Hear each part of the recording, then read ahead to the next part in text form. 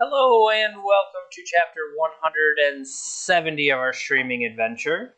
I was trying to choose between a couple different decks to play, looking forward to this weekend. This weekend is really just a challenge event, but knowing I've tried a few different things lately, and what one of them do I really want to keep playing? I don't know how to say that properly. So seeing the Bergie combo coming out of Kaldheim, I do feel like that is interesting, and it reminds me of the Saturn decks way back with Experimental Frenzy that I played like in paper for real. And I'm like, yeah, that seems great. I would like to play that. But it feels like, not that it has a target necessarily, but the types of things that it plays and not necessarily having too much protection can make you susceptible to some of the other things that exist. So what I wanted to do was instead,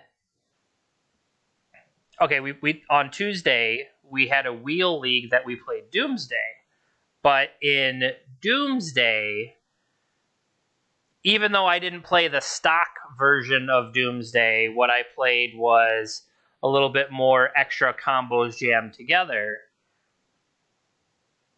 Maybe that is what I really need to play, is the Doomsday based deck.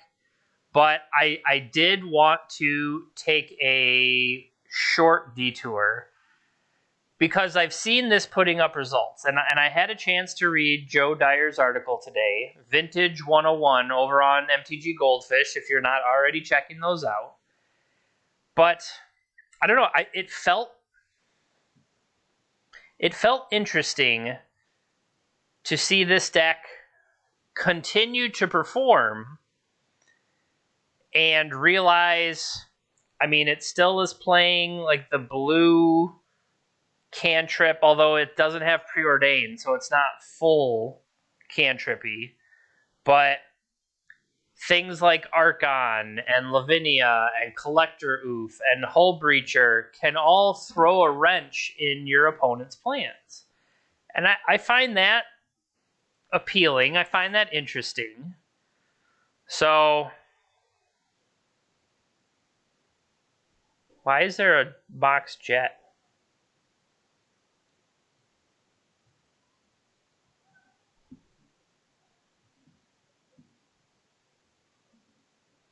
So I took Montolio's list. I'm just curious why the jet. I guess it has the green, white, and blue already, and it just wants another Mox. I wonder, would Lotus Petal be better? Like, if you're just trying to make sure you can power out a quick Oof or Lavinia or whatever, maybe this could be Lotus Petal. That way it'll be on color, and it's not necessarily going to stick around. Unless, is there something I'm missing why I would want the extra color? While that is true, I don't know if it's necessarily the long term, as opposed to if I can get a quick burst up to 3 to hit one of the, or even on turn 1, being able to play ahead of the curve, I think I would almost rather prefer a Lotus Petal. It also is a way to potentially have an artifact in the graveyard to help Tarmogoyf.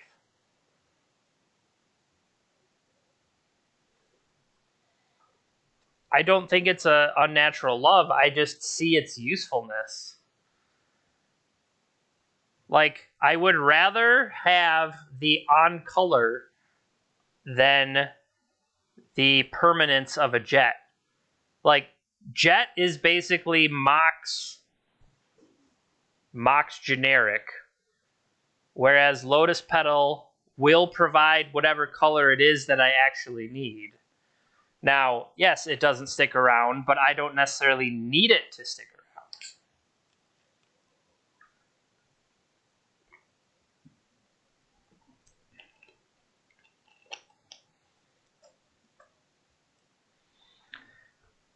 If you had a Mox Pearl and a Tundra, you could not play Collector Oof. Not that you necessarily want to play Collector Oof right away, but actually, no, that's not true. You do want to play Collector Oof right away.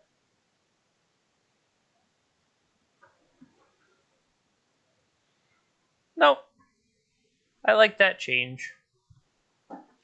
And we'll see if it ever comes up.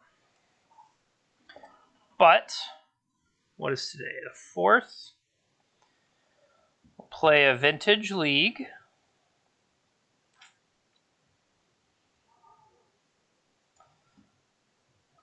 Bant midrange.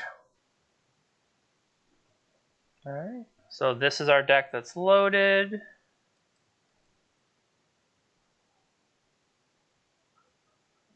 Nope, too early for the challenge. Yep, Montolio out there.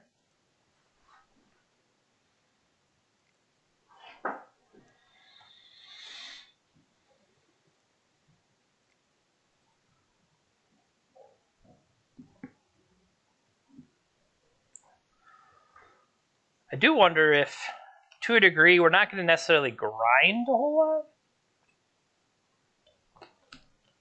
Like, are the wastelands basically just going to buy time as we grind away some of their other things? I mean, strip and 3 wastelands.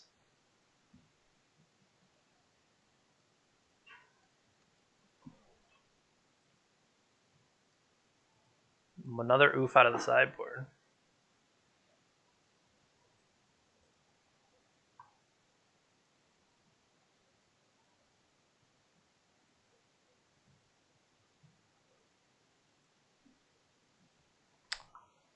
What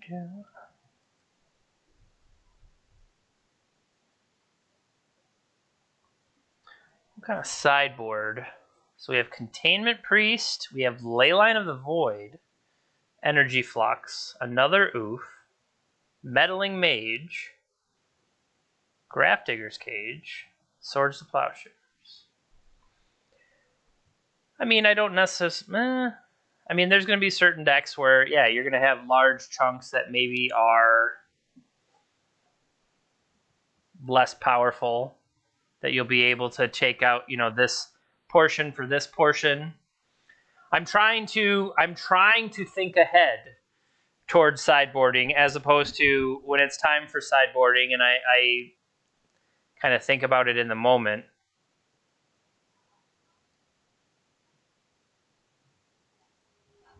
All right. First round. Take your time. We're on the play.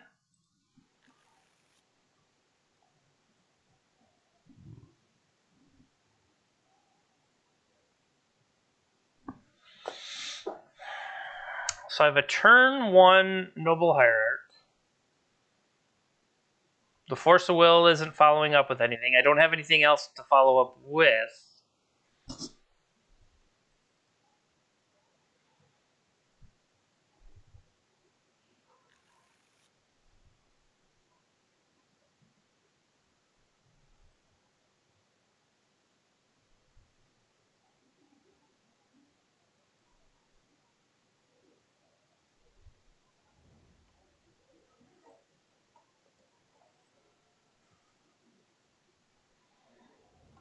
Underground.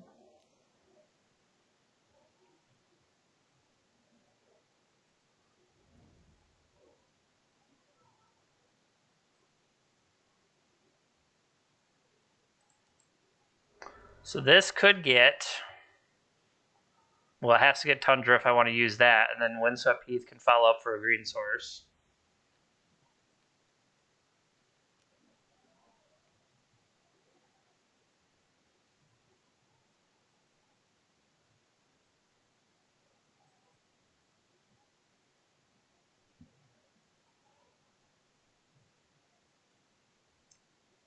Okay.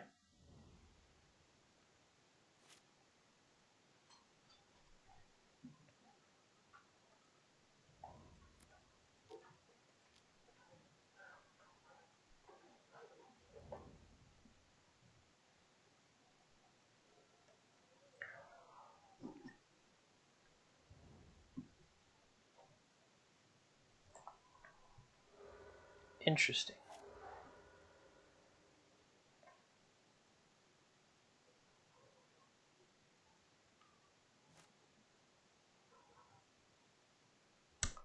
Do I have...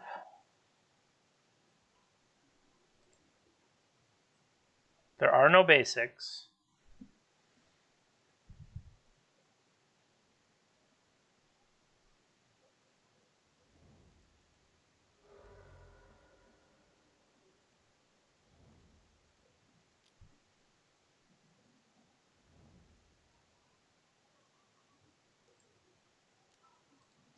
Always yield.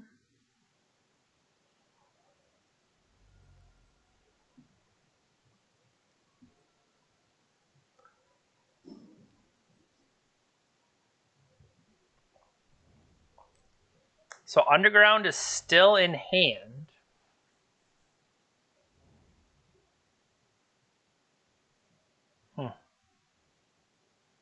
Because underground is what they picked up.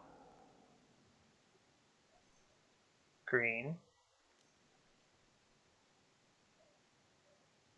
Okay.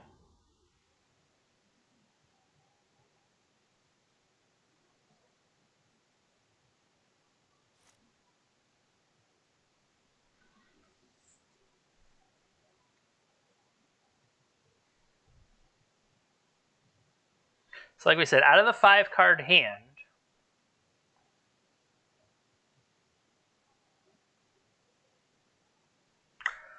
I could jump up to a 4.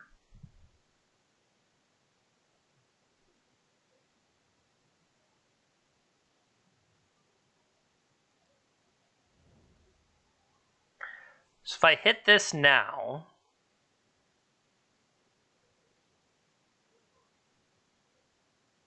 I don't even give Daze an opportunity.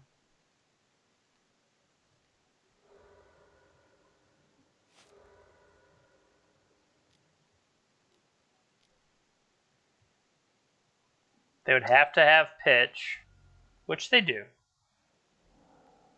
Pitching dig through time. So we know they at least still have underground in hand.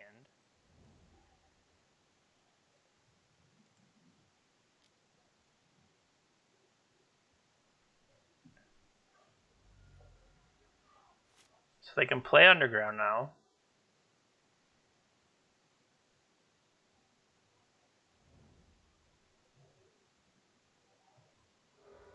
Okay. I know you still have underground though.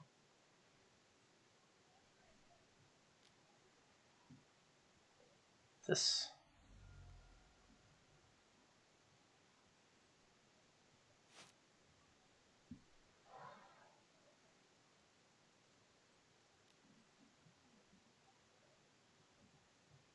That's kind of funny.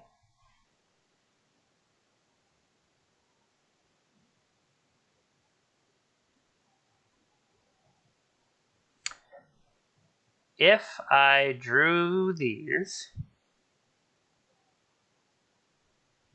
if I play Noble, that actually speeds up the clock.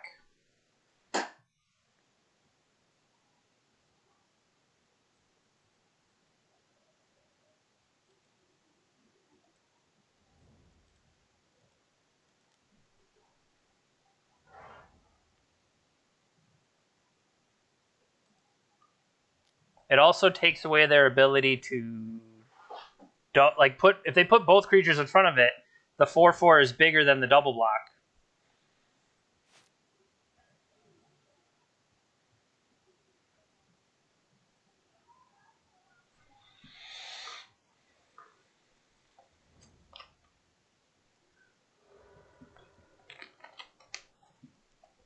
Yep. They're committed to this plan. I know they have an underground in hand from the original days.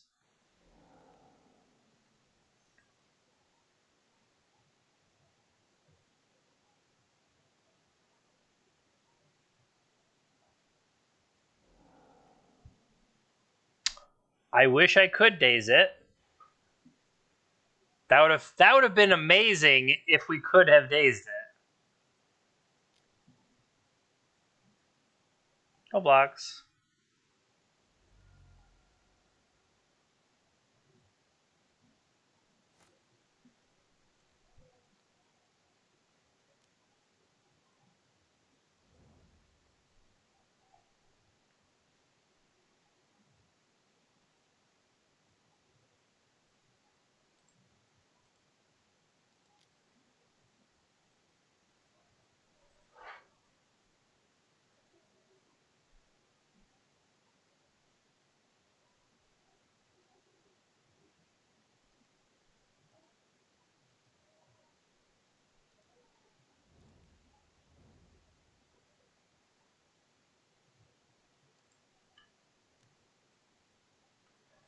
Okay.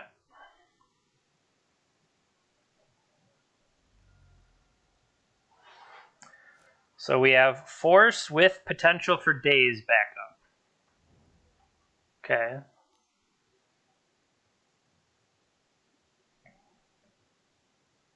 Yeah, that's not the card I want to fight over.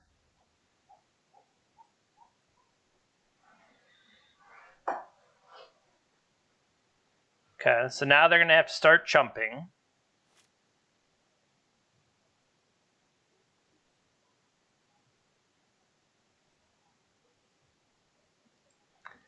So I may have referred to this as Bant missionary position in honor of somebody out there. I just want to see what it's like. Like, yes, it's only missionary, but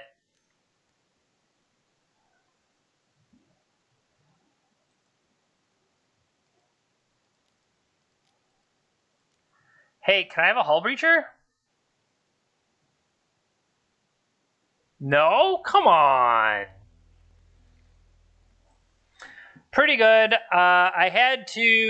We had to like pre-shovel because we should get about 7 or 8 inches of snow tonight.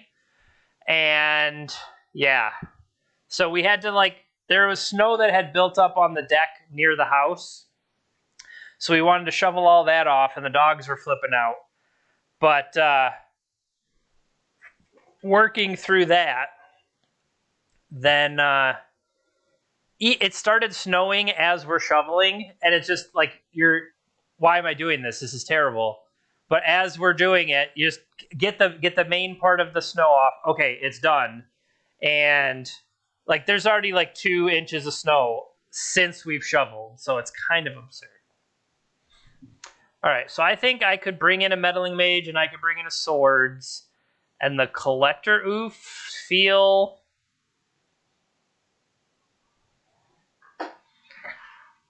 Yeah, we should not have anywhere to go. We were talking about like doing like a visit from the porch to my parents, but I don't know if that is a smart idea right now, just because of how far away that'll be.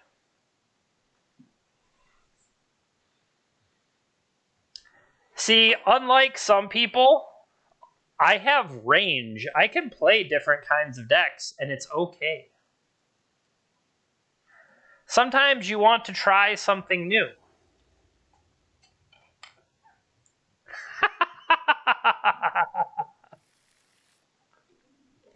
You are very perceptive. Okay, so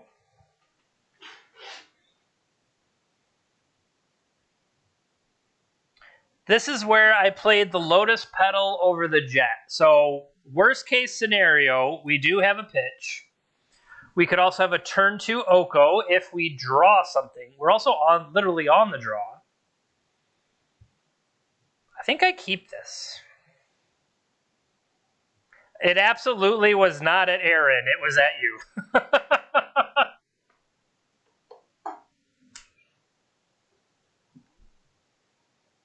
Definitely not at Aaron.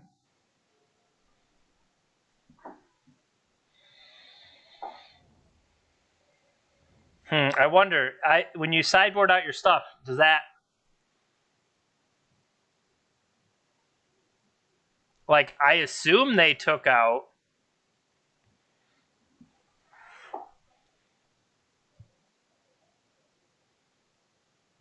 Why would they do nothing? Because they want to ancestral and daze it.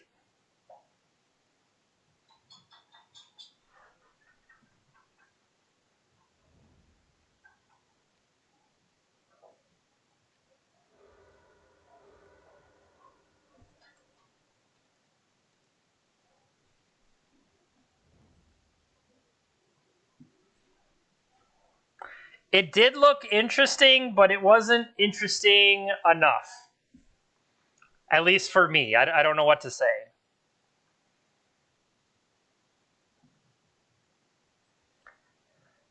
That's a pretty sick burn from Aaron there.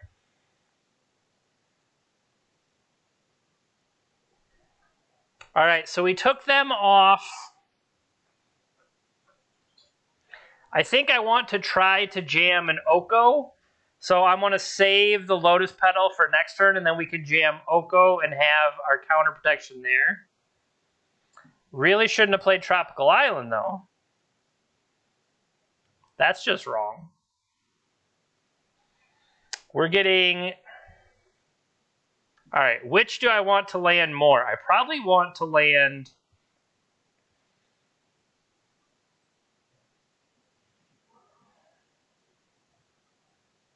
Yeah, it probably is Archon.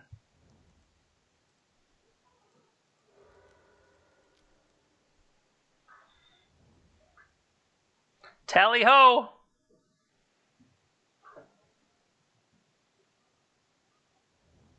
Nice fetch.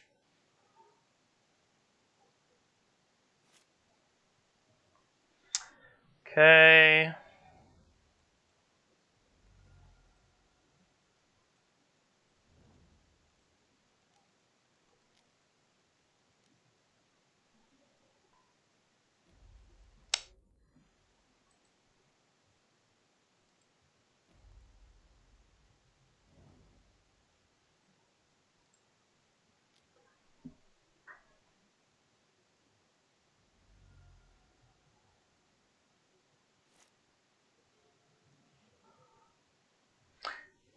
If they get a... I guess they have to get a basic, right? Or it comes in tapped? Okay.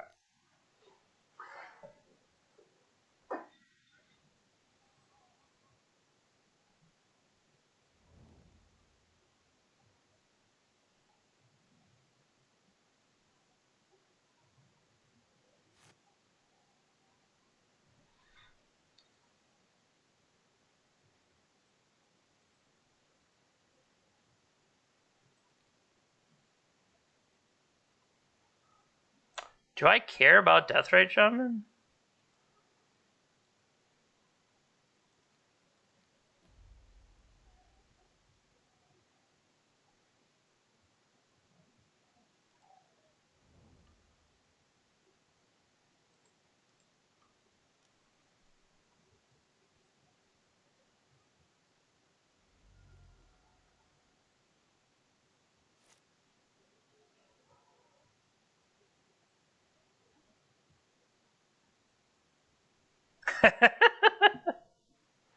Nice.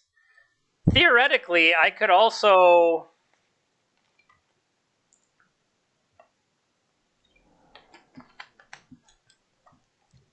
Could steal a creature if it's good enough?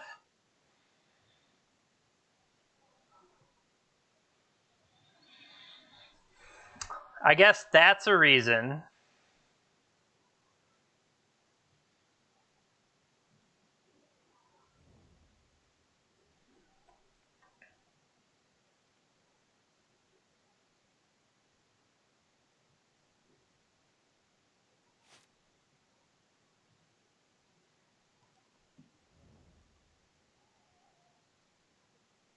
That doesn't make any sense because you're attacking with two of them.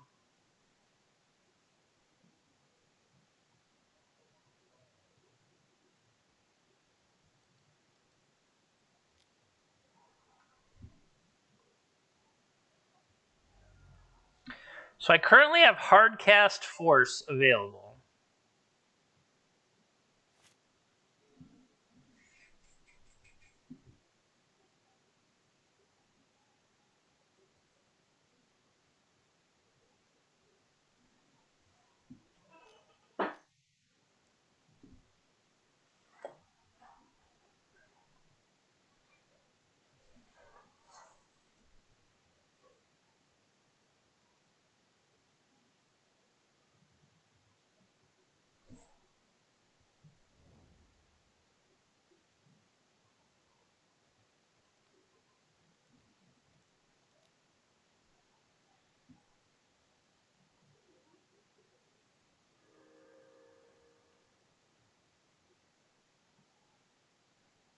Could still draw Brainstorm.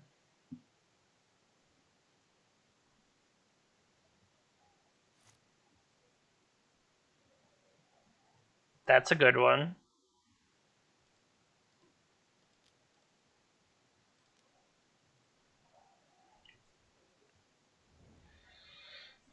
So there's Abrupt Decay, there's Assassin's Trophy.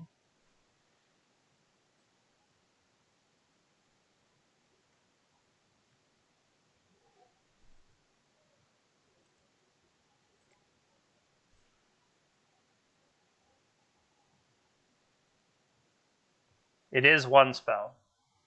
I wasn't sure if it was like non-creature or anything like that.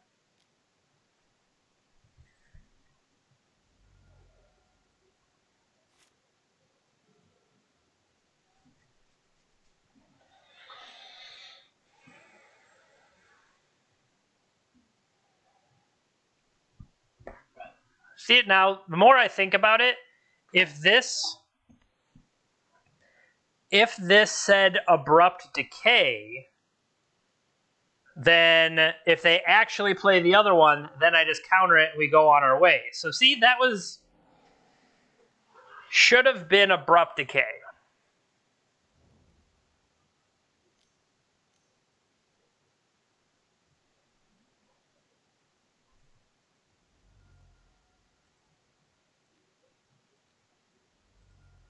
Nope.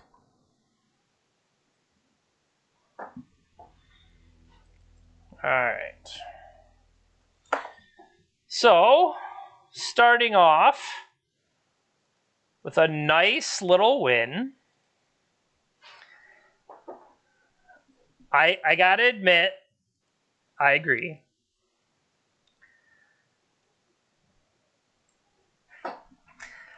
I definitely have played Bug before. It has seduced me. I see the things it's doing, and I'm like, those are things I want to do. And then it's like, this is what we're doing? So, like, I don't know. So, Jessica Fletcher and I go way back. I remember watching Murder, She Wrote. I feel like when I was little, because my mom was a teacher, but then took time off teaching to have my sister and I. And, like, you know, growing up, I feel like I watched a good amount of Murder, She Wrote and Perry Mason. Like, I know, you know, the stories and stuff involved. But then my wife is definitely Matlock. My wife is definitely she has to like have something on in the background. So she'll watch 712 seasons of Amazing Race or whatever was there. She watched like all of CSI, all the different flavors of CSI. Criminal Minds.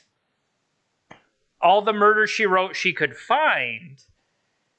And even though like signing up for like CBS.com, like their or the new CBS streaming service, because that's how she could watch however many seasons.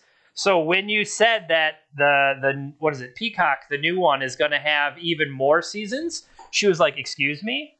And so you definitely have her attention. So she'll have to make sure that we do that free sign up so that she can watch some more. But she has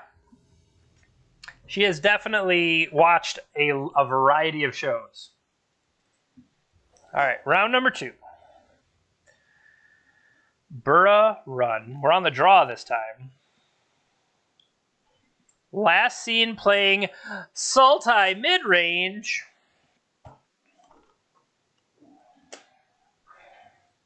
So what does this hand even do?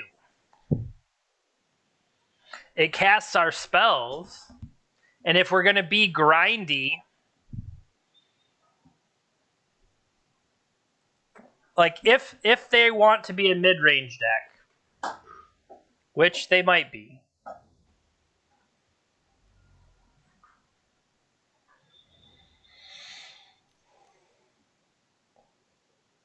Okay. That seems eminently fair.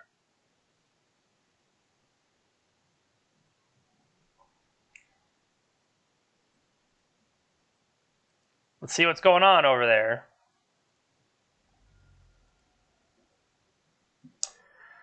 Okay, they are not fair. They are not fair at all.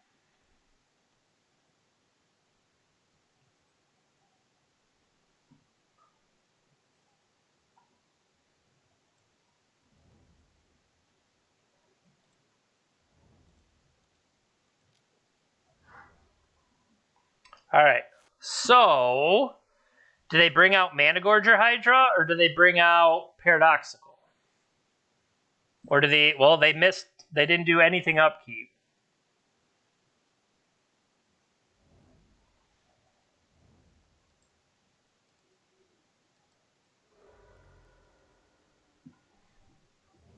I mean, this feels like an underwhelming...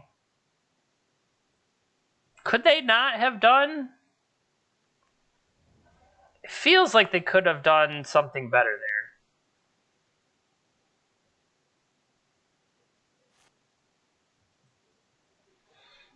All right, so now the question is Lavinia or Oof better? Well, Oof turns off Managorger Hydra.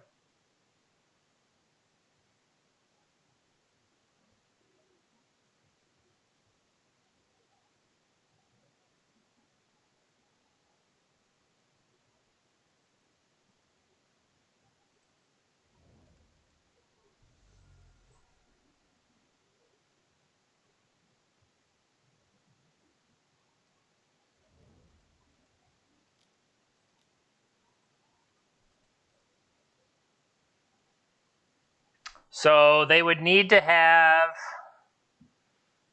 They could Mystical and Answer.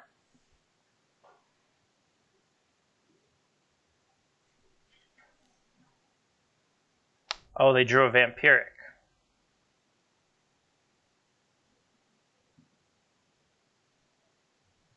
I guess I had forgotten that they had a draw. I thought I had accounted for everything.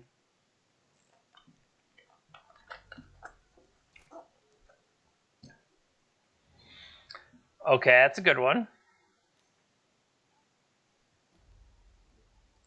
Yep. Mystical.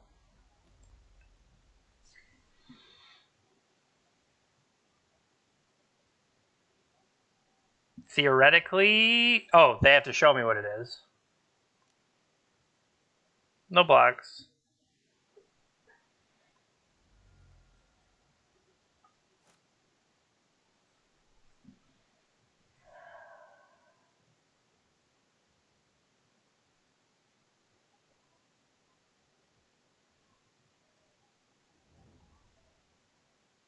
So this can attack for 3. Time Walk's on top.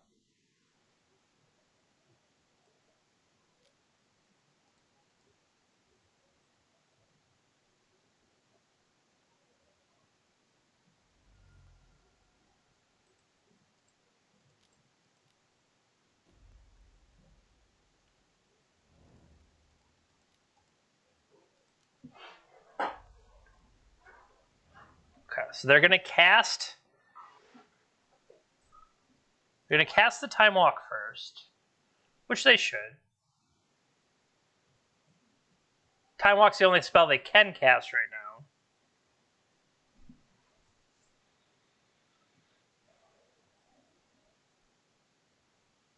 But that makes 8 and a 5.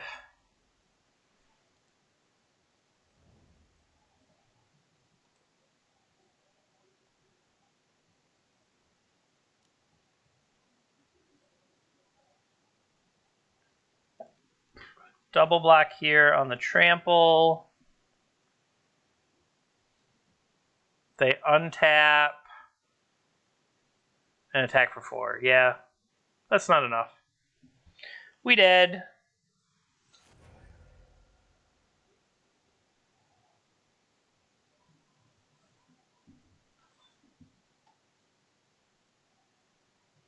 Would have needed them to keep the wrong one alive for some reason.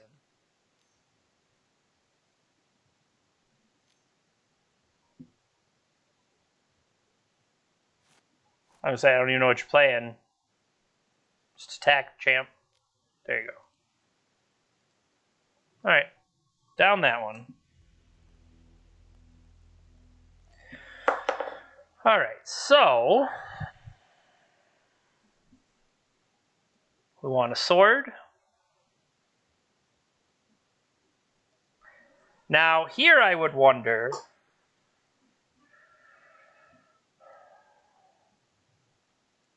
we want more swords to be able to deal with the Hydras, for sure. Flusterstorm still potentially can help us.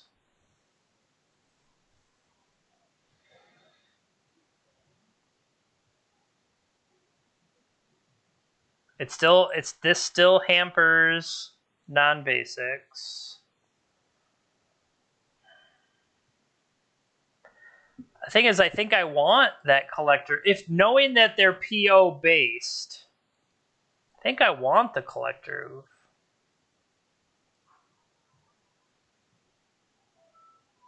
We still could also catch that with Hull Breacher.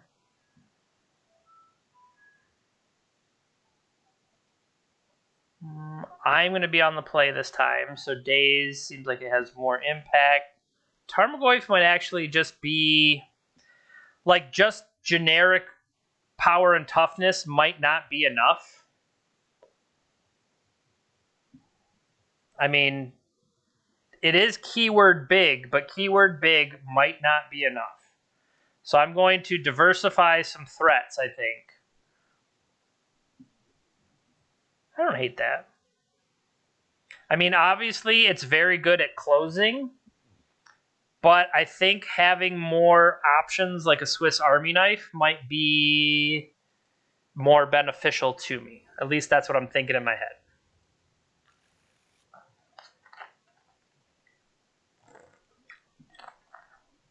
Not good enough.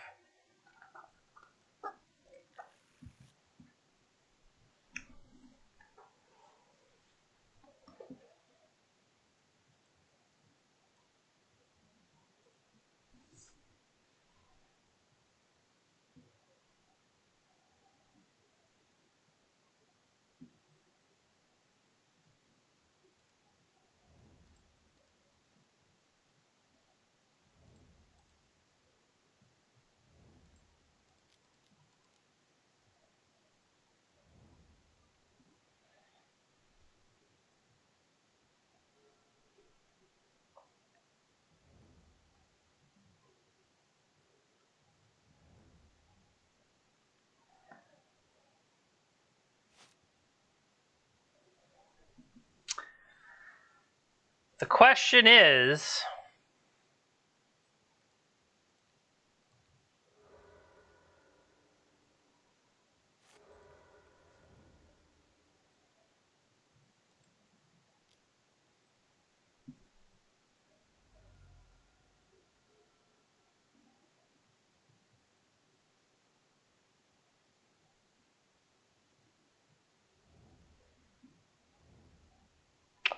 that would have been a better one. Draw Wasteland.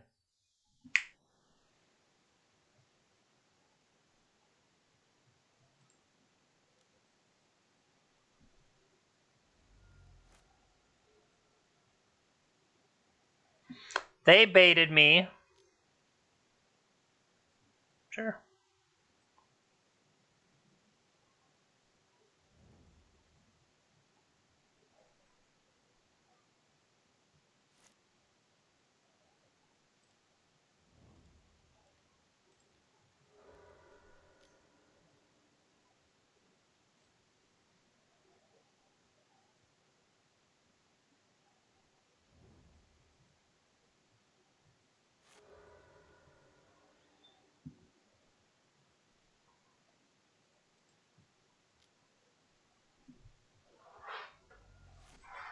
So really, what did they get? They got a brainstorm off? Fatal push. No.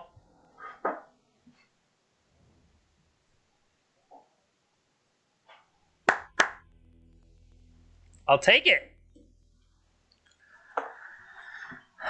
Keyword big creature matters less than keyword mess you up good. Now the question here is, are the dazes worth it? I feel like no.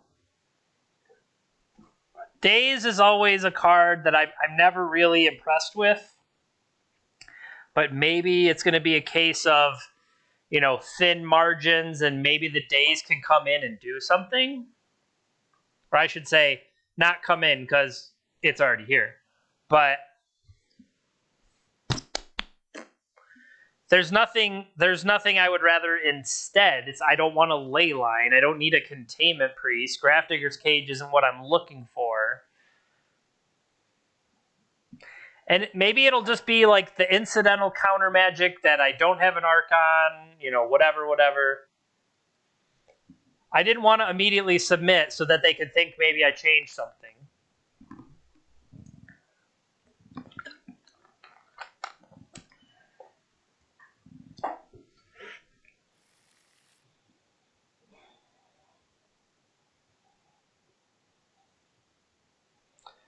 So turn 1, Noble, turn 2, Archon. But that's not necessarily good enough against PO-related stuff. If we drew a blue spell, that would be amazing. I mean, I think we set up turn 1 Noble, and we have in case they deploy a quick...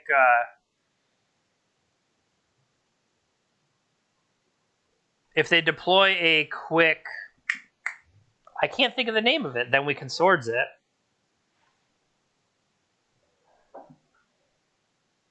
Mana Gorger Hydra. Alright, they kept 6.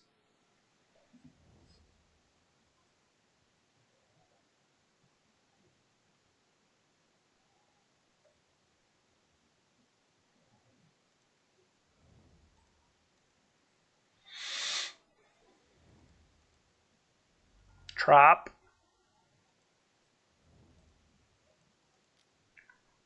Now, the Noble Hierarchs definitely have felt on the low end of powerful. That's for sure.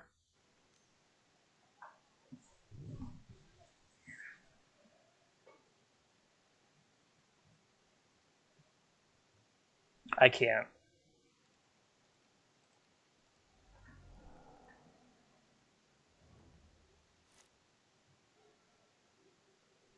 Now, we had to draw that blue spell for it to, in fact, be powerful.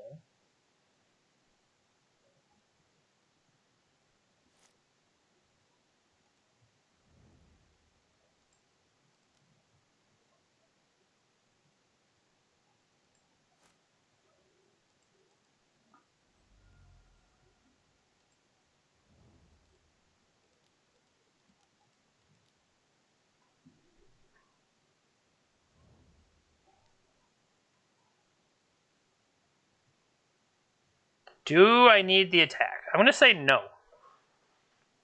So I have swords available if they go for something here.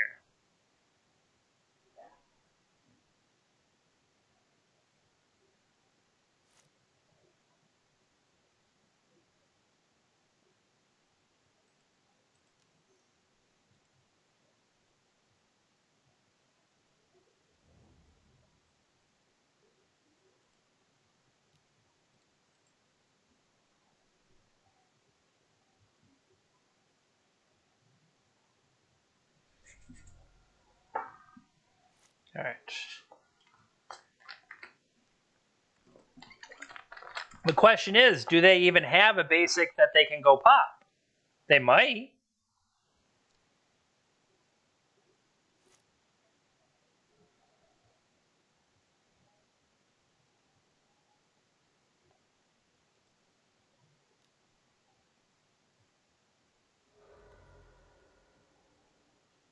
This could just be Fatal Push.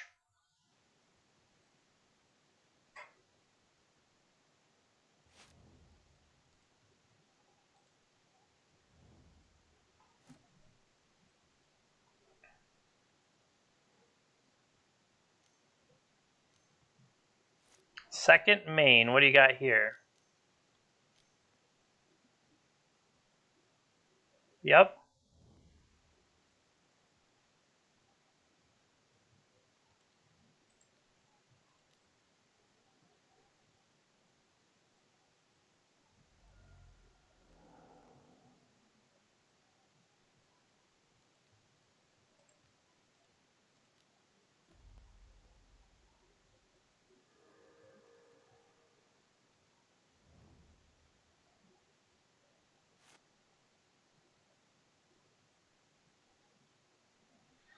Blue, white, green.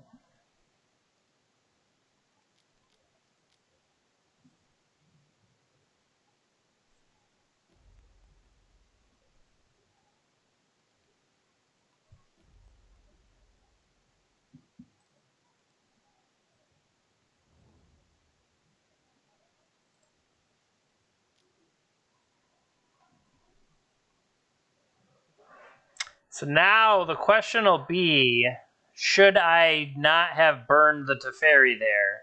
What if they have a follow-up Managorger Hydra? Okay. Could have been worse. Could have been worse.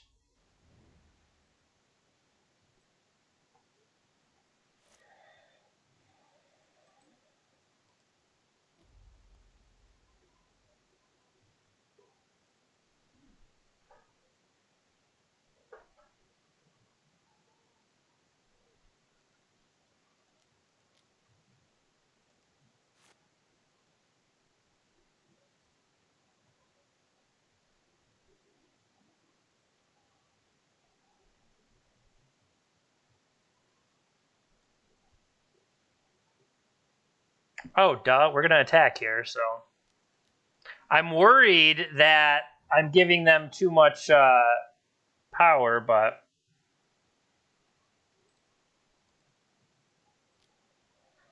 this will put it back under the threshold.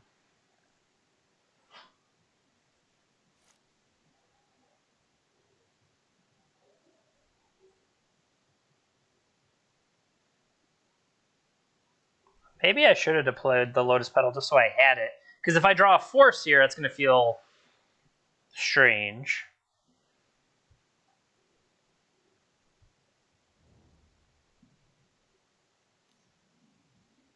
Okay. Preordain, see what their options are. Top, bottom on that Preordain.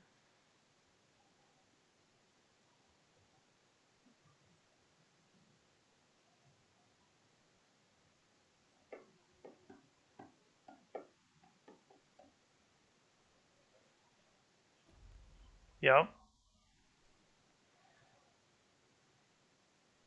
Does it attack Teferi?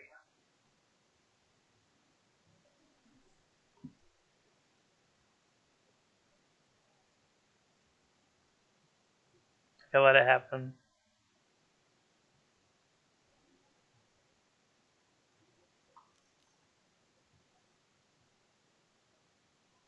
You already cast a Preordain, buddy.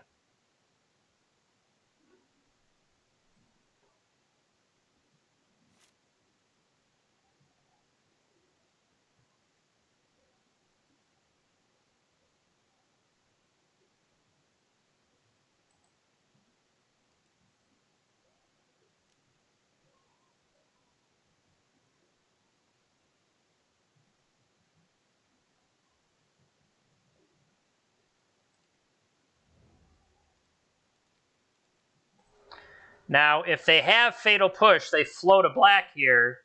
The land goes away. Okay.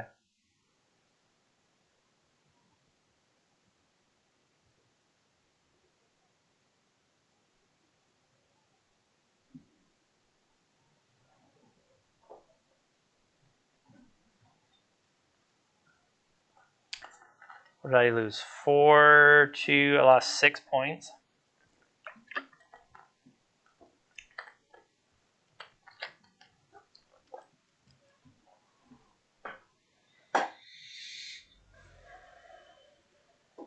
But they'll be down a land, and they can't necessarily crack Misty to get a replacement. That stuff's all true.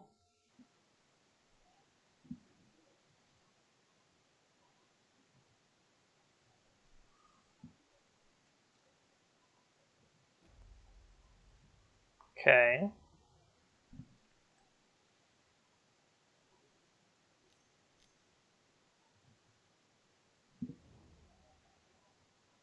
That works. Take it.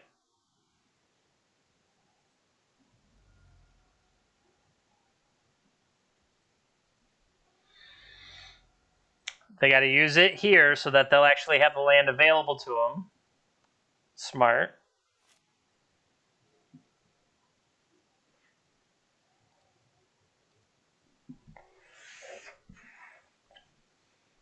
I was not thinking Noble Hierarchs were options, and I'm like, oh, this Lotus Petal will give me 5 mana. I have 6 up. That's bad.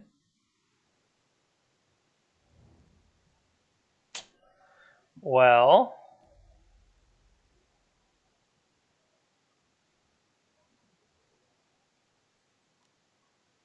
yep. Come on, swords. Nope.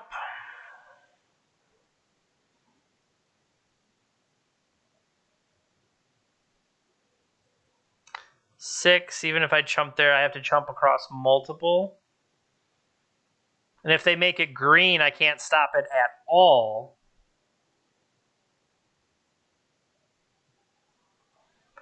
I think there's a chance.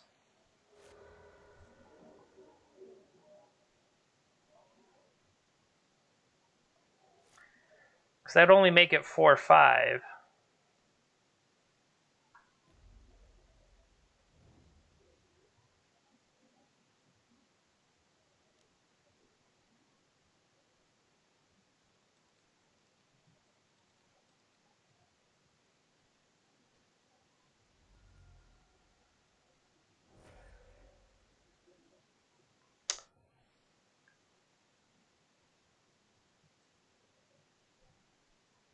Nope. Down goes Frazier. Alright.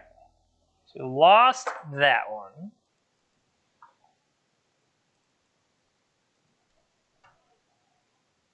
Actually, real quick, I heard my laundry beep. I'm going to go hit that real quick. I will be right back.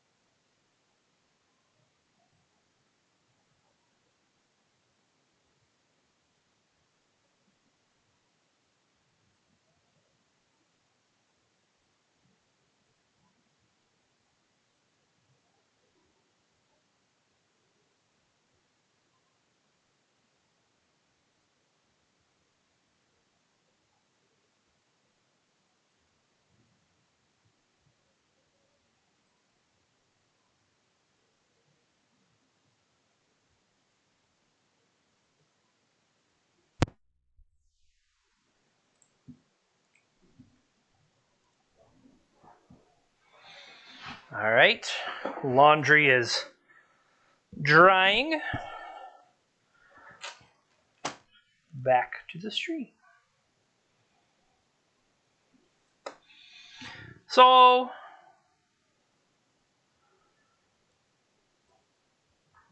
yes. So the only thing is, Slasher, there are quite a few people ahead of you in the queue. So if you want to wait till it's closer, that way it's not like, say you picked something that was like flavor of the week right now. Where are you at? You are here.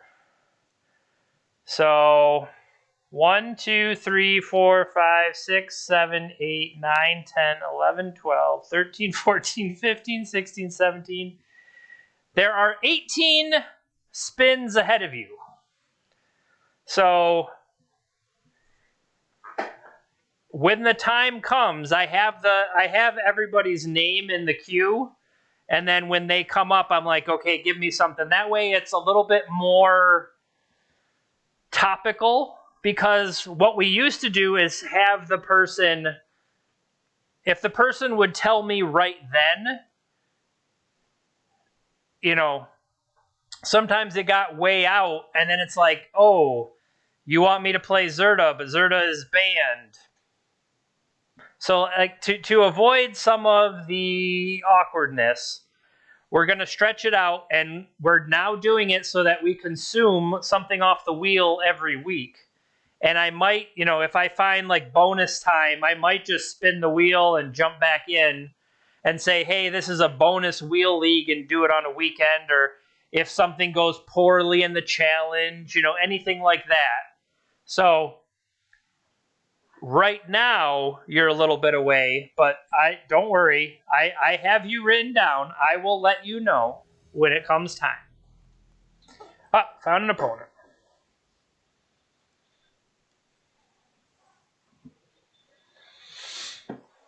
Round number 3.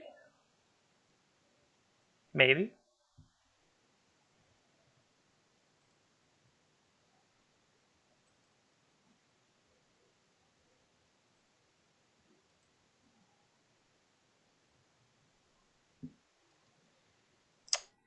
And we lost it. Back into the queue. Bum, bum, bum.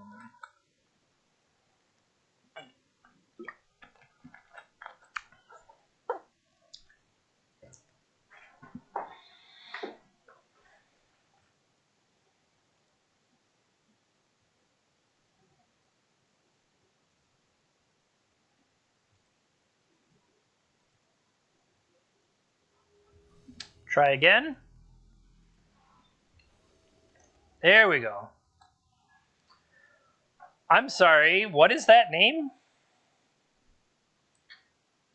Hootis.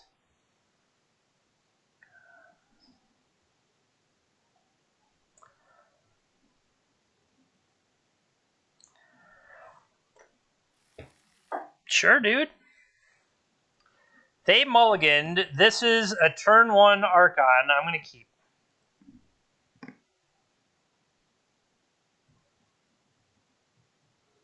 I am on the draw, though. Cycle Street Wraith.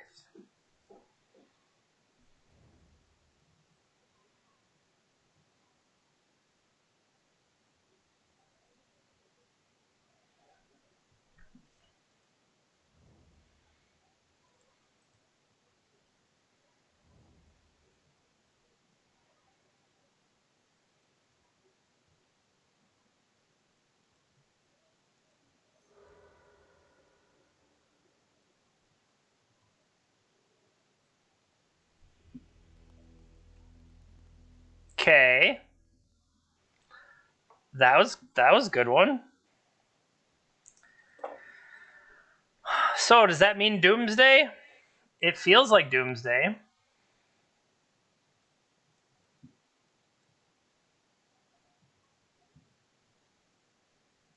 Because of that,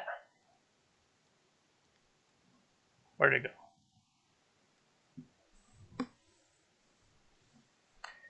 They could very well have the little, what do you call a guy? Opposition agent. But the fact they so quickly hard scooped.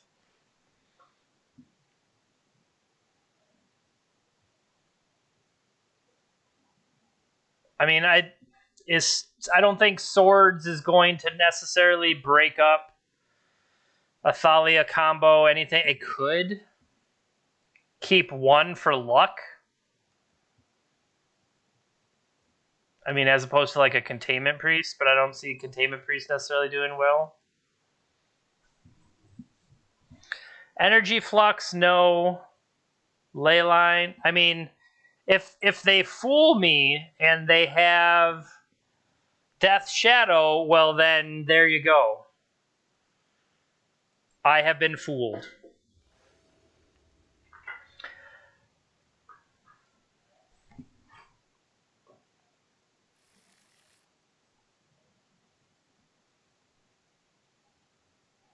So we'll be on the draw.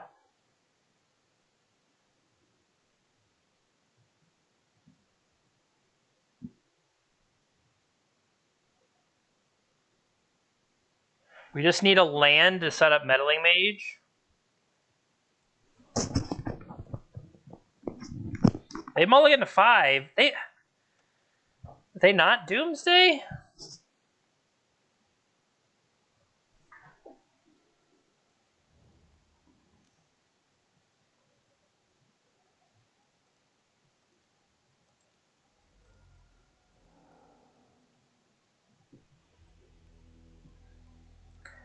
Our opponent needs to be somewhere in a hurry. That was 59 plus 58 seconds. 1 minute and 57.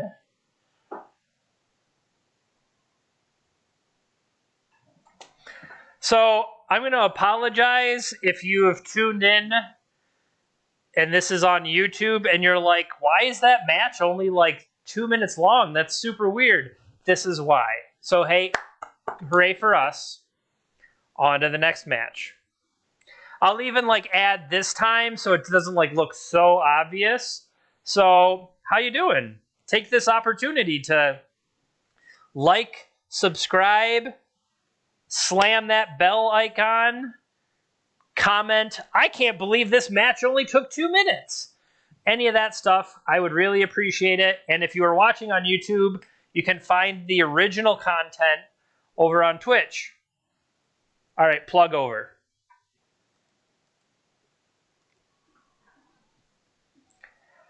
I mean, that was pretty great.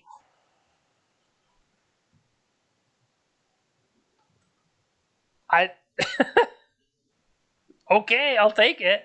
I am not in the business of complaining about wins.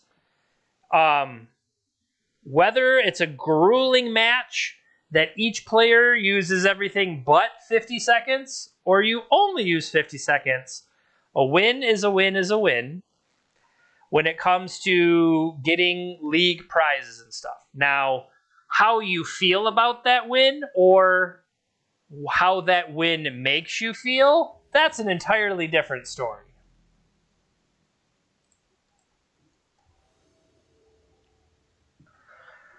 Montolio on the play. This hand sucks.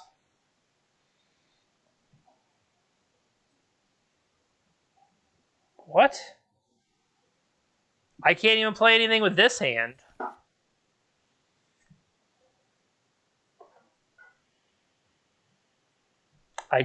I literally can't. All right, keep this. See, this is the deck they played once upon a time.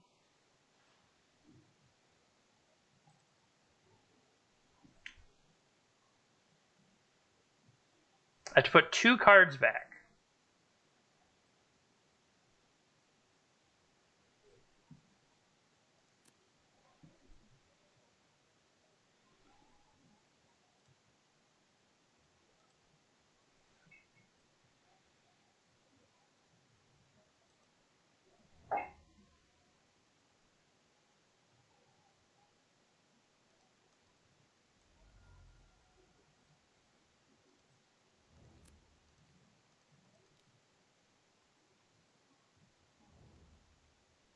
Okay.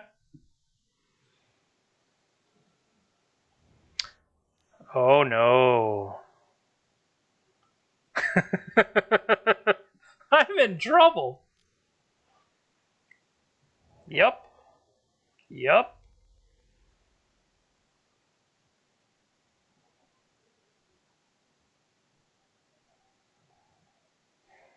So if we deploy oof,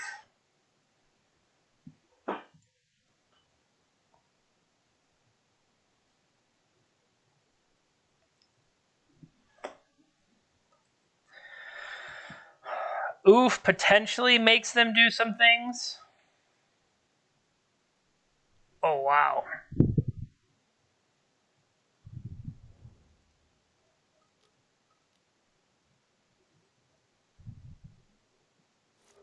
Yep.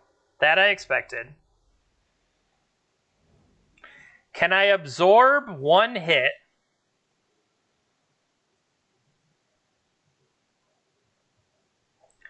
Does it have to die? Enters the battlefield.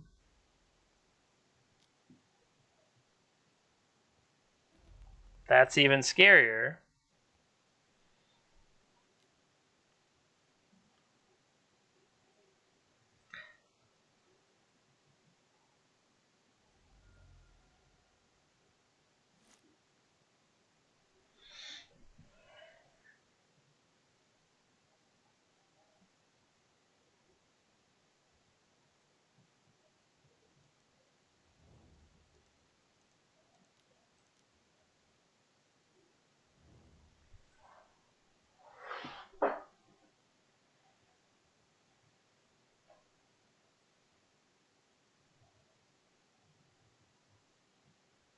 No, I can't. There's a freaking 3/3 you can't attack.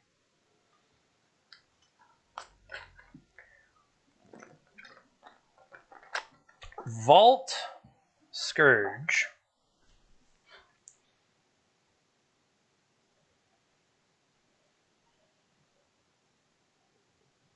Yeah, because that pumps. Because it adds creature.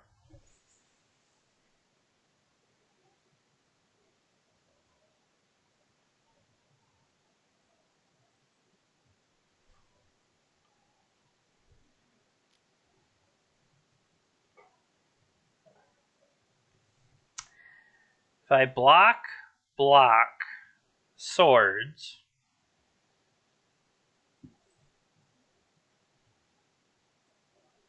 or if I block there,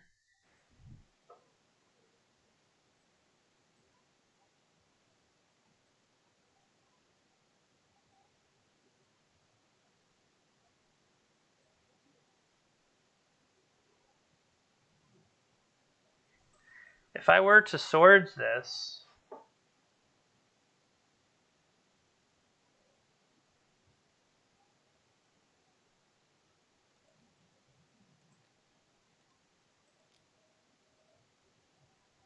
like I'm pretty sure that is how it works. That it is exiled. The counters don't move around. It's one of those things like I had to be like sure. So block.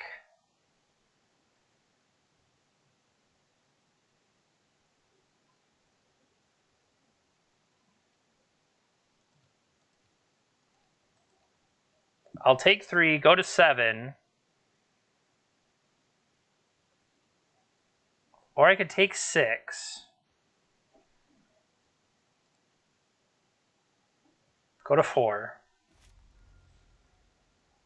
Not have the potential of that stuff to backfire.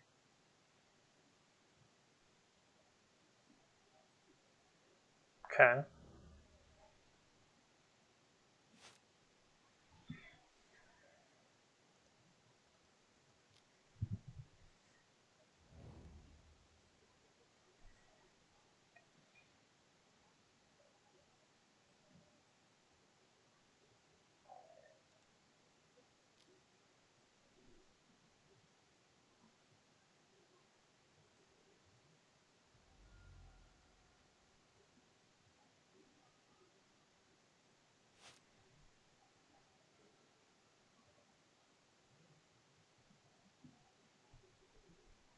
non-land.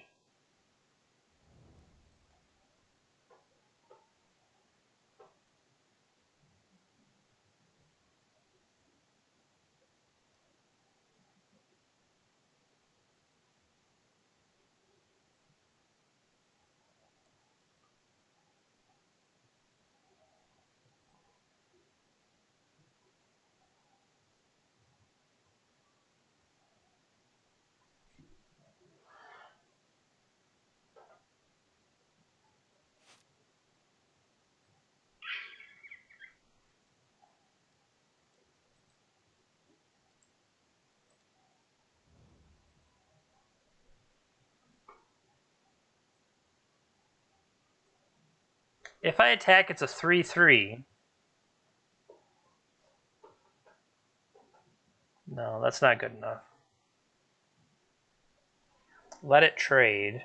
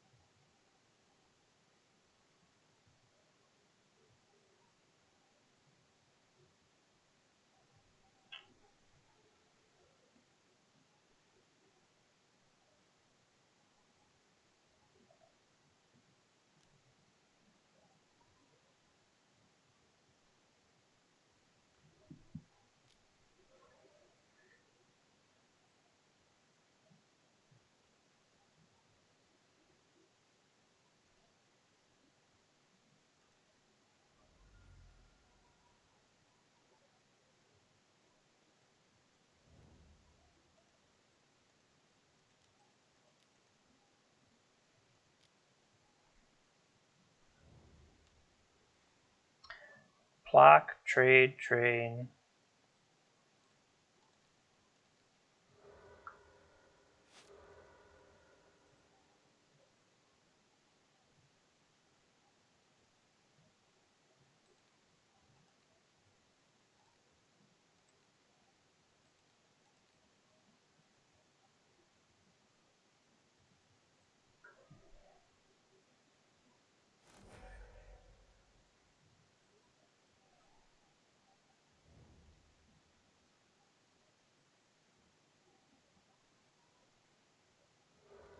Okay.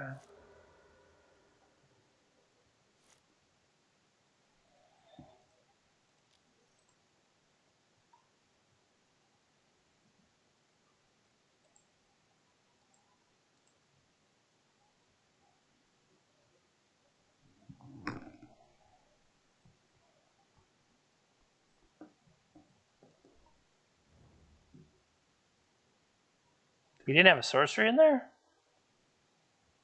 So 3 attacks.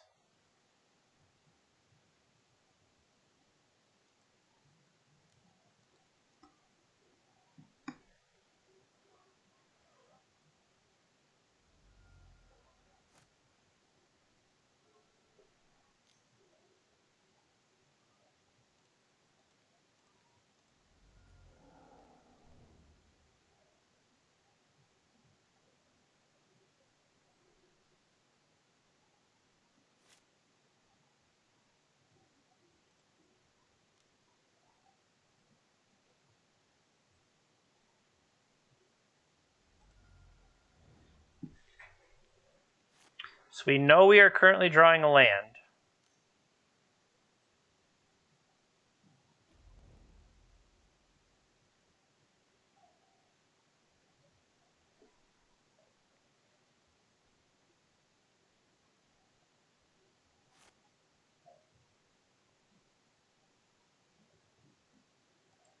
Rumble.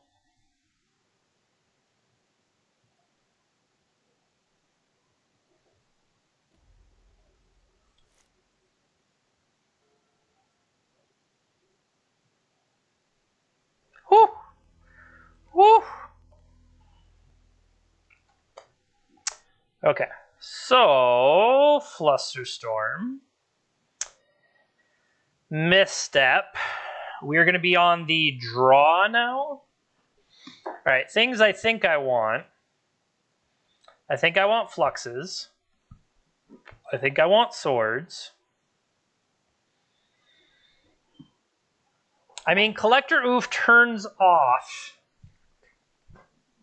the hopping around.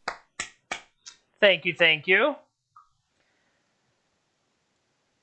Yeah, not being able to have Ravager, not being able to have Walking Ballista. I mean, like, that's obviously kind of ridiculous. And that makes swords more of a play, or ties it in with Energy Flux. So what's bad? Is Archon bad?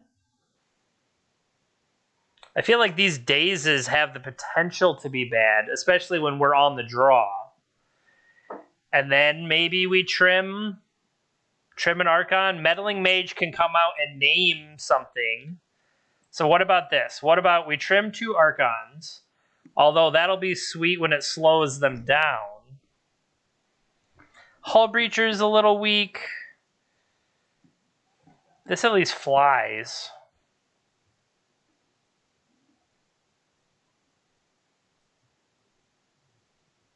This has a 3 butt.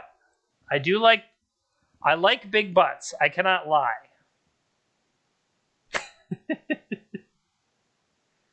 Okay. So Tarmogoyf is keyword big here, and that's literally what it's for, is keyword big.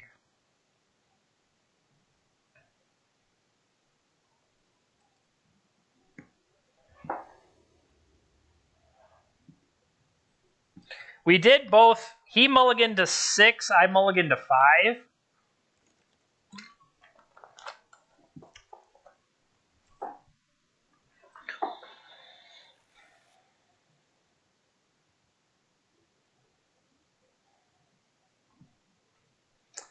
This gives me the potential to do stuff.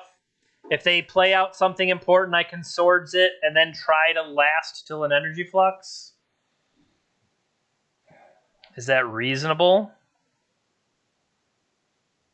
I have a 1-drop, and then I have 3 drops.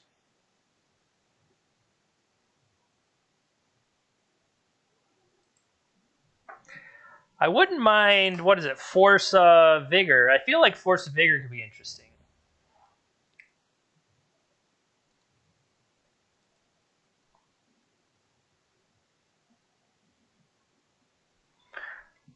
We could have gone more powerful, though.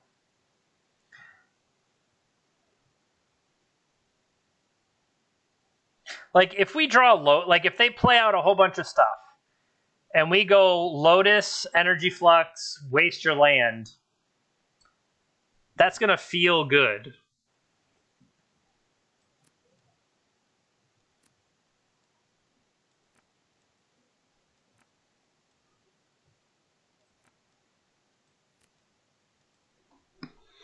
So I think we deploy Windswept. They're now thinking. I wonder what they are thinking. Why would he keep? I'll just play a turn 1.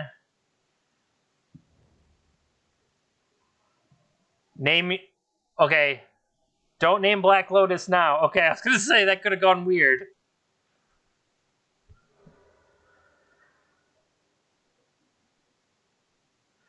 Is this the Lodestone Golem? No, Ballista for 2.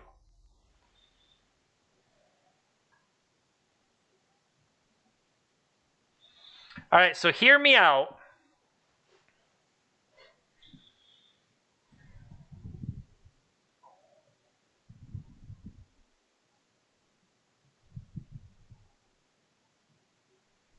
I kind of want to brainstorm.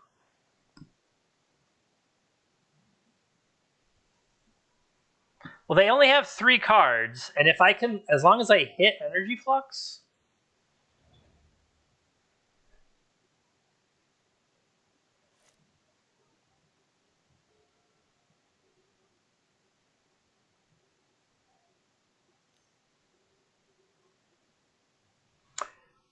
Chief of the Foundry.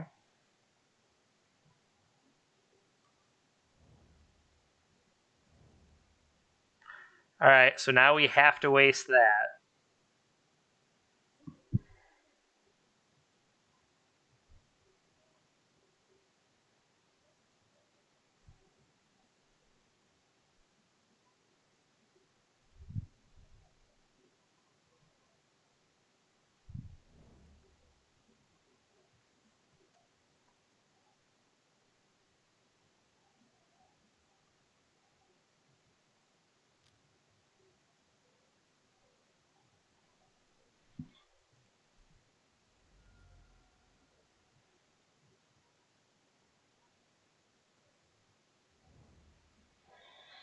If I hit this, I still take the rest. If I hit... So this means I take 4 less. This means I take 2 less.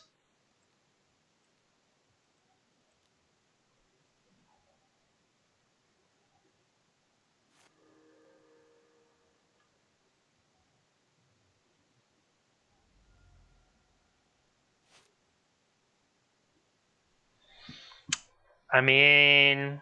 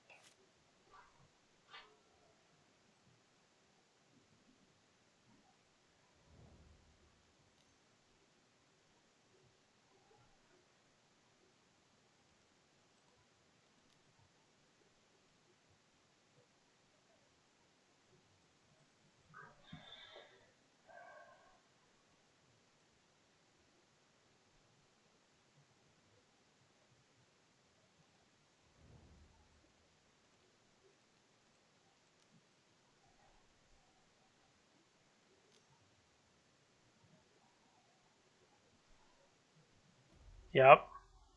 Shoot, shoot, power up, shoot, shoot, shoot.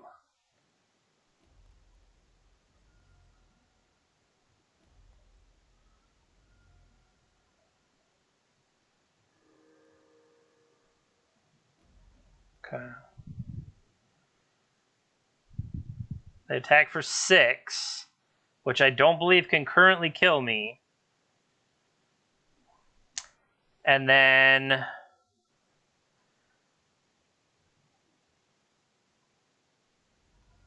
Yeah, this will let me land drop.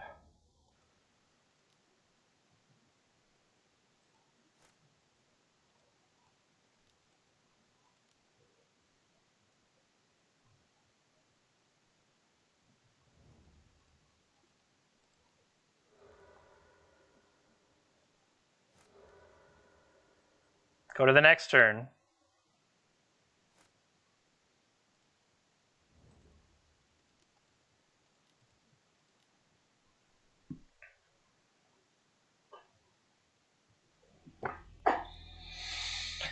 I kind of feel bad because it's Montolio's own deck that we played, but Andy is a good guy. Andy is probably one of the best guys.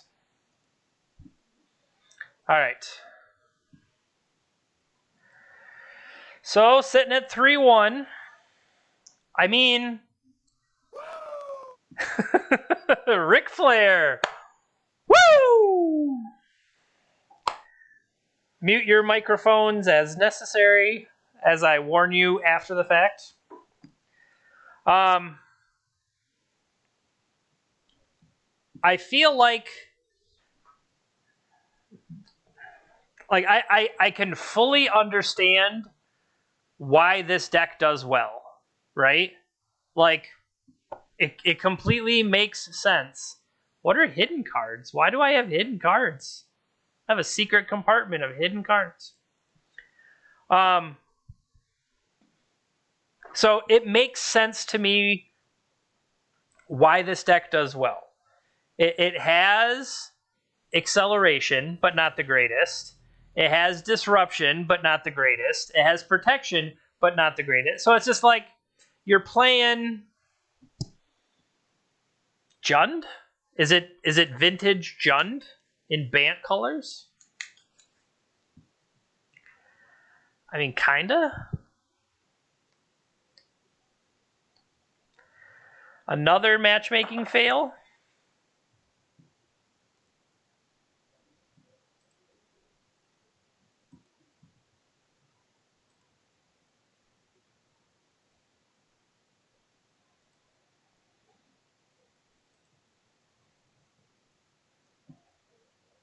We got a lot of people out there I see streaming vintage tonight, so that is very awesome. I definitely support more vintage streamers. If you're not already following Jarvis, I think Revenant Goku was streaming earlier. Thorn is out there streaming, not right now, but definitely make sure you're checking them out. Alberto, hello and good luck. We're on the play. I think the play is definitely helping. So what is this? This is not impressive. If they really are bug,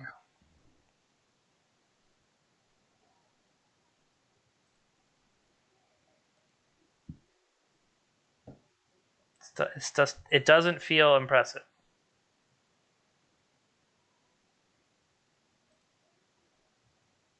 I'll keep this. What a surprise. We can't play a turn 1 Lavinia.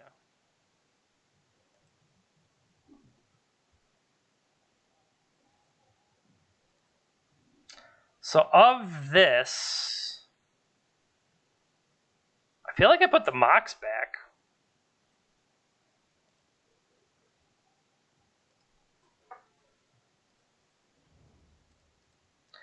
Get tropical here. Excuse me. Tropical for Noble Hierarch.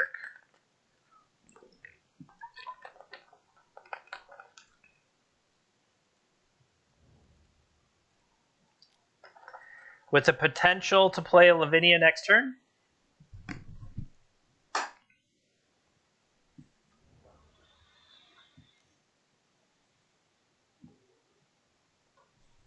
Ponder from them.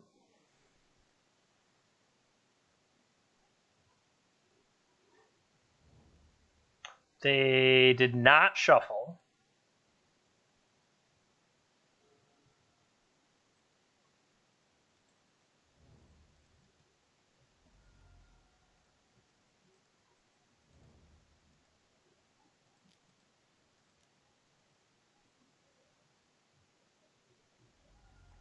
Force pitching Brainstorm.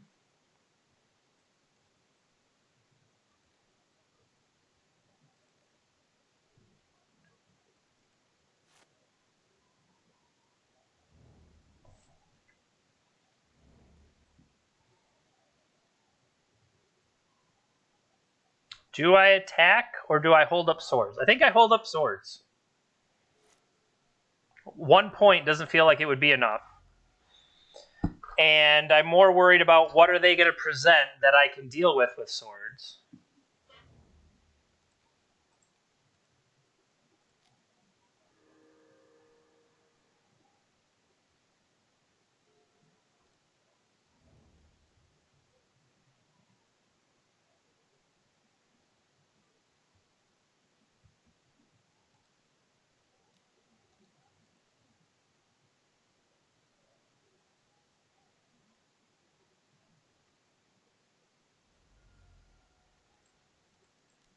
This should hopefully slow down mana development. We could have... I guess this is the only thing that's legendary there, right?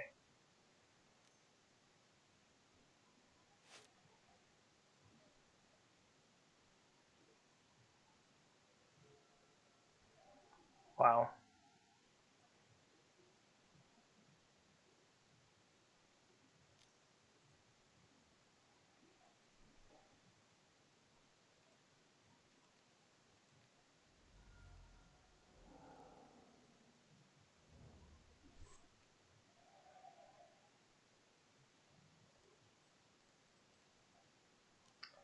1, 2, 1, 2, 3, 4, 5, 6, 7. So I was one short.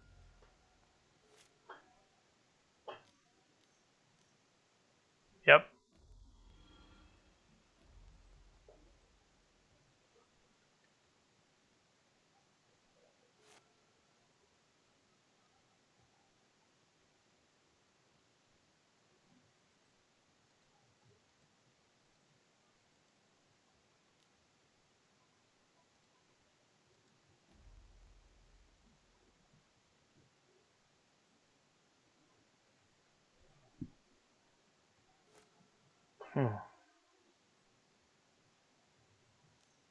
I didn't necessarily want to throw a land out there.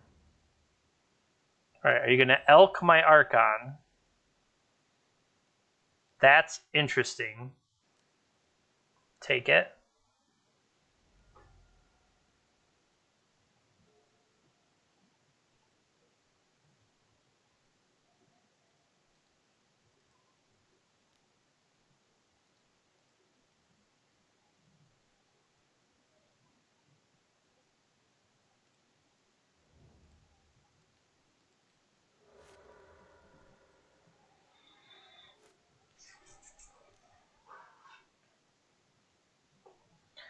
So the question is, can we dig out of this in time?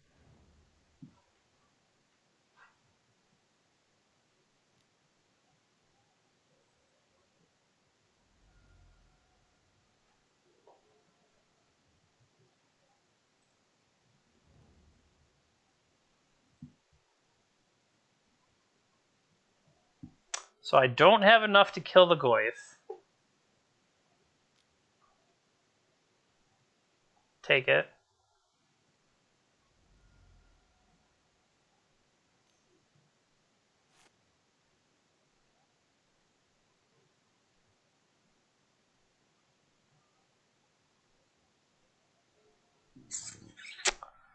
Not the greatest. So I'm going to have to block next turn.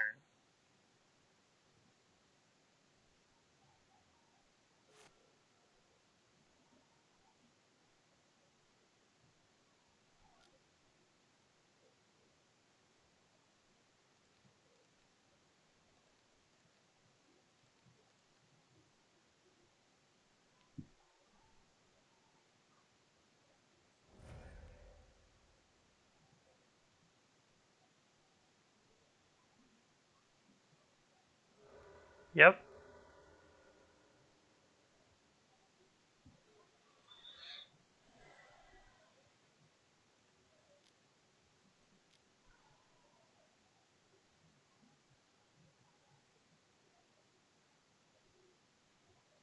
They could force this.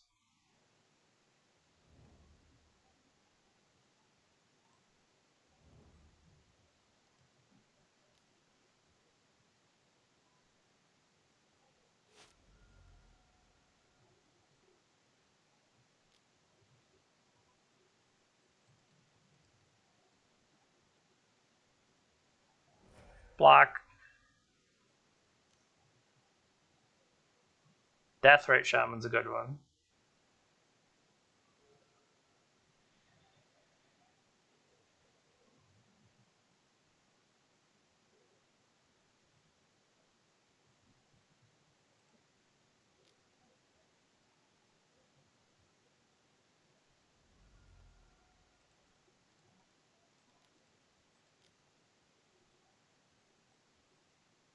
I didn't even think to play that first.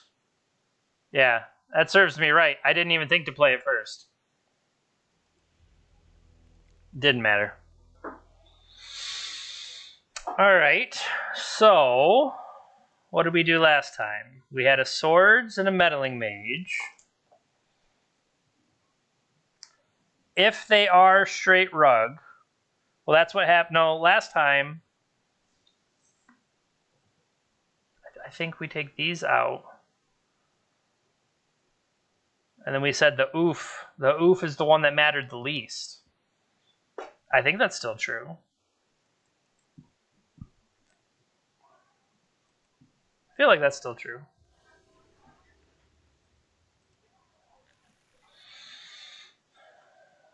Keep.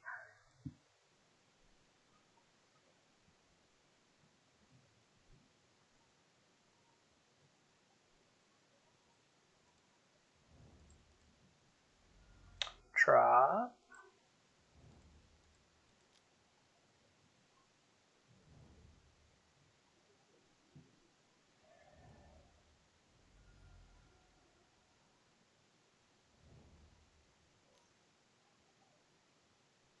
That's right.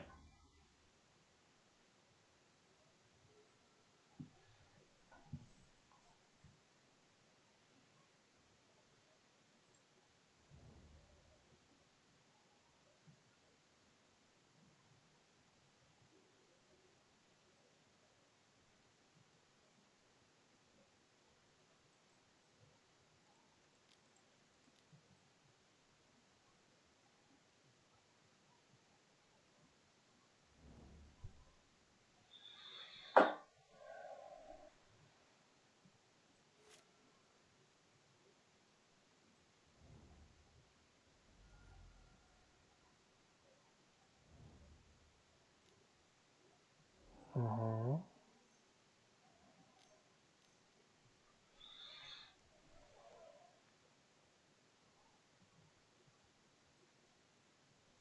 So if I counter this,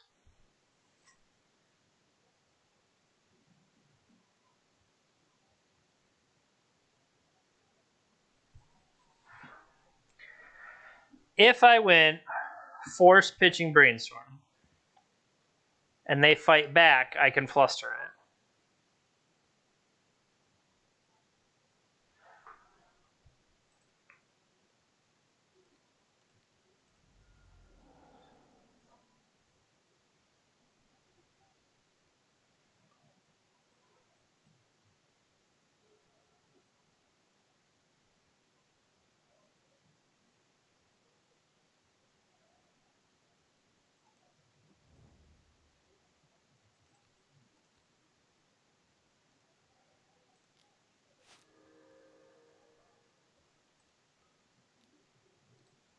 Yield, pass.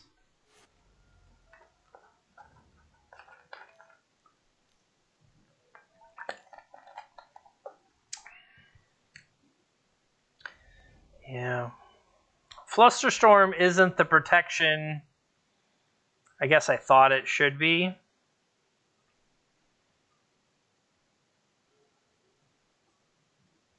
That seems pretty good. So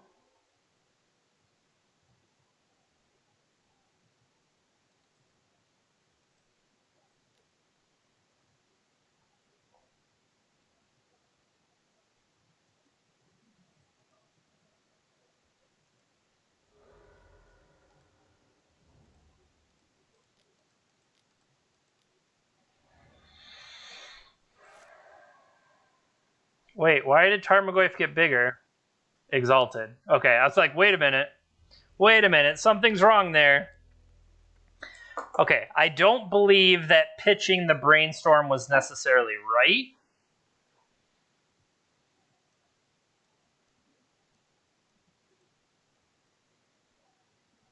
I think I was giving Flusterstorm too much credit, which is entirely believable. That brainstorm, with the fact that I had a fetch there, say like we traded to even, then I would have needed a way out.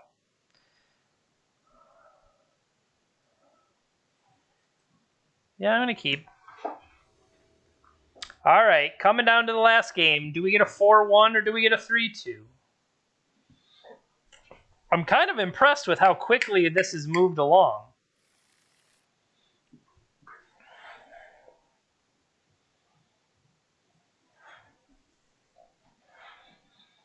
This feels pretty weak, but we do have Brainstorm to dig.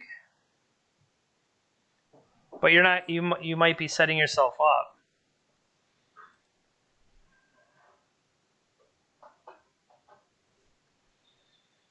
Is this good enough?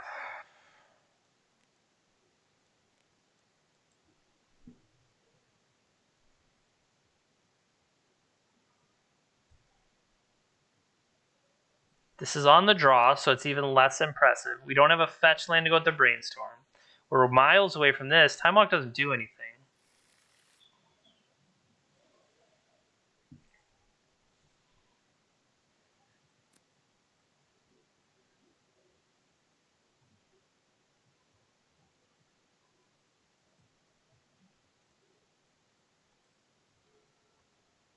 Turn 1 Tarmogoyf.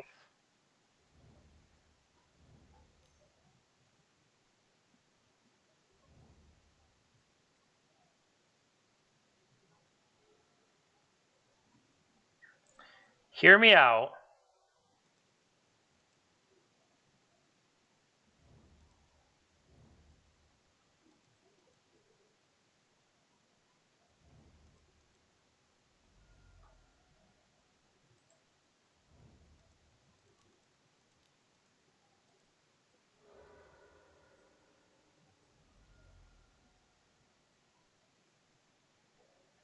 Don't float it. Just try to daze.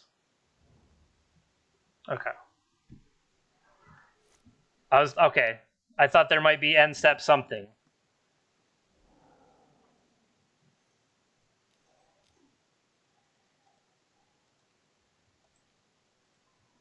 Gotcha.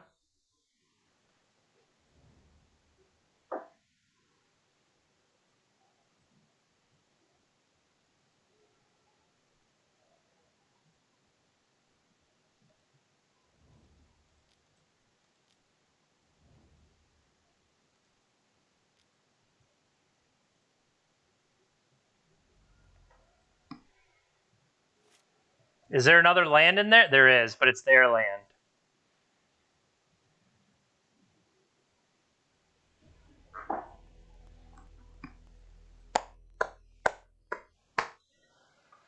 So, is this deck good?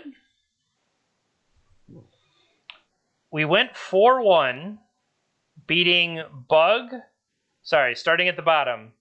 Bug, the Hydra PO Bant flavor that ended up getting us in the third game. Beat Doomsday, beat Ravager Shops, and then beat Bug again.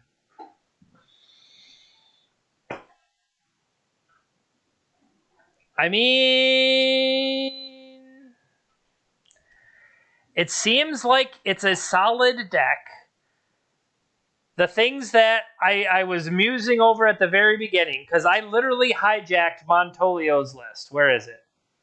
I mean, I blatantly stole his list. So let's go to Goldfish. Let's go to Joe Dyer's article.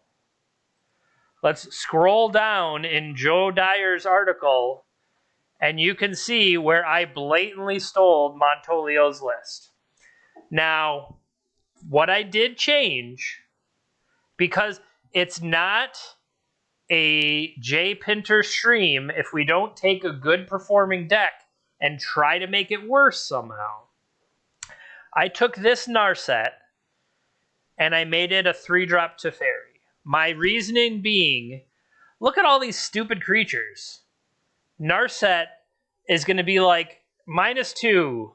Look at 4 cards, put them on the bottom of your library, and I would just get frustrated. And I know I would get frustrated because I easily get frustrated. So I said, what if, hear me out, what if instead of just literally throwing cards away, Teferi would grant a measure of protection, would mess around with like that Archon kind of Lavinia, stuff like that. Like I could bounce it back to their hand and maybe they can't recast it.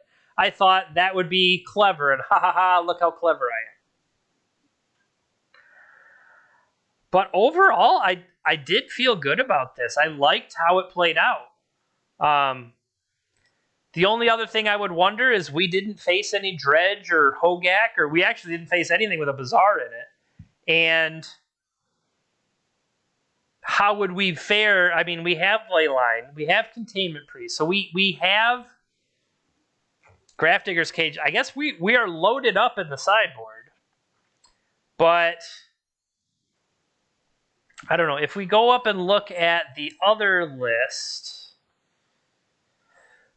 So this is just Turbo Oko, which I can respect. They also have Meddling Mage in the main. I do have to say that the 2/2 body of the Oof and Lavinia, and I just having all these 2/2 idiots feels kind of bad in a world where 3 toughness would be somewhat king. But they also don't have days. And I am generally like, they have Force of Negation. I think Force of Negation is great. Hold on. I'm sorry, Court of Grace?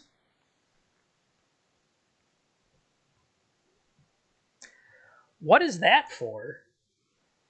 I mean, I've got a Court of Grace. You kidding me?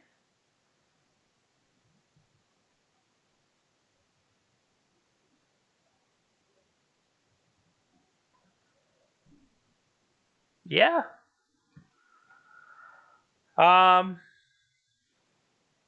This is a different take, and it's okay. This isn't necessarily Bant down here. This is what do you call it? Is this humans more? Yeah, I guess. Huh. Now, I don't know if you saw this, but the slightly different take on 2 card, where you're utilizing Rest in Peace. Look away, Aaron. Look away.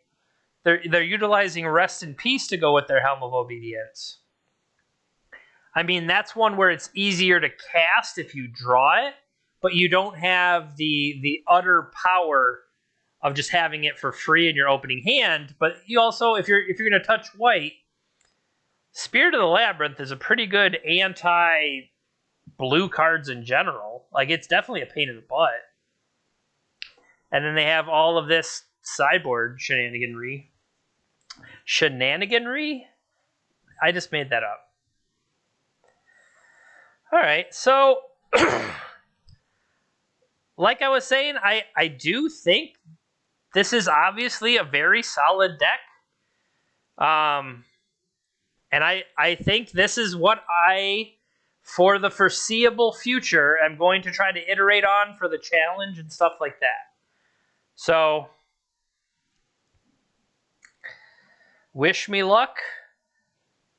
I don't, maybe don't wish me luck. Wish me no luck. Bad luck. Bad luck.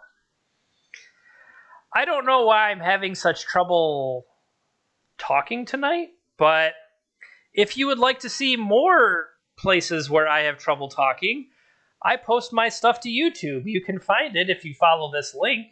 Or if you go to YouTube and search J Pinter MTG, you should be able to find me pretty reasonably. I've been editing my stuff. I haven't done it since the beginning, and it definitely frustrates me because as of March, I'll have been streaming for an entire year. Now it's the end of March, so we're about 10 months or so right now. But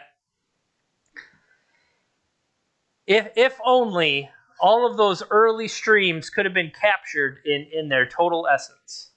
But no, as always, I appreciate everybody that hangs out with me. If you like what you're seeing, please follow the channel. If you're already following and you really like what you see, you can consider subscribing to the channel. Or find me on YouTube. You can like, subscribe, smash that bell icon, tell your neighbors. I need to go to bed. And it's not even 8 o'clock, and I need to go to bed.